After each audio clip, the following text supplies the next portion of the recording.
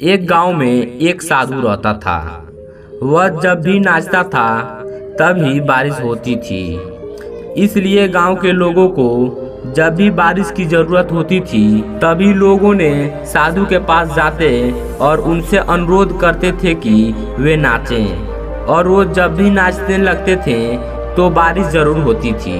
कुछ दिन बाद 4 लड़के शहर से आए गांव में घूमने के लिए। जब उन्हें ये बात पता चली कि किसी साधु के नाचने से बारिश होती है तो उन्हें यकीन नहीं हुआ। शहरी पढ़ाई लिखाई के घमंड में उन्होंने गांव वालों को चुनौती दे दी कि अगर हम भी नाचेंगे तो बारिश होगी, अगर हमारे नाचने से बारिश नहीं होगी तो साधु के नाचने से भी बारिश नहीं होगी। अगले दिन सुबह सुबह गांव वाले उन चारों लड़कों को लेकर साधु के कुटिया पर पहुँचे। गांव वालों ने साधु को सारी बात बताई। फिर उन लड़कों ने नाचना शुरू किया। पहले लड़कों ने नाचना शुरू किया। आधा घंटा बीतते बीतते फिर पहला लड़का थक कर बैठ गया पर बादल नहीं दिखा। कुछ देर बाद दूसरे लड़के ने भी नाचना शुरू किया और 1 घंटा बीतते बीतते वो भी थक कर बैठ गया।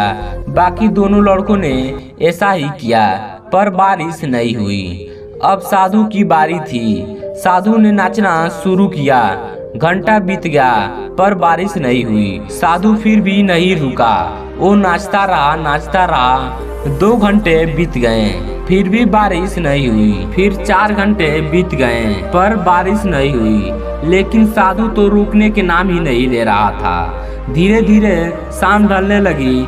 तभी बादलों की गड़गड़ाहट की आवाज सुनाई दी और थोड़ी देर बाद जोरों की बारिश होने लगी और चारों लड़कों ने तंग रह गए और तुरंत साधु को क्षमा मांगे। चारों लड़कों ने साधु से पूछा, बाबा भला ऐसा क्यों, हमारे नाचने से बारिश नहीं हुई और आपके नाचने से बारिश हो गई।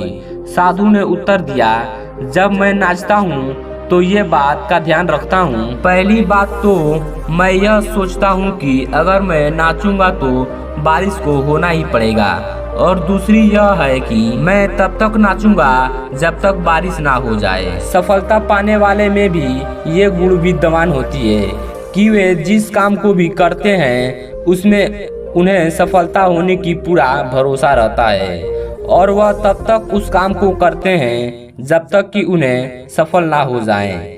इसलिए अगर हमें सफलता हासिल करनी है तो इस साधु की तरह ही अपने लक्ष्य को प्राप्त करनी होगी। दोस्तों, इस कहानी से आपको क्या सीख मिला आप नीचे कमेंट सेक्शन बॉक्स में बताइएगा। और इसी तरह के इस चैनल पर वीडियो लाते रहते हैं तो आप मेरे चैनल को सब्सक्राइब कर दीजिएगा। हम फिर अगले वीडियो मिलते हैं, तब तक के लिए जय हिंद जय भारत।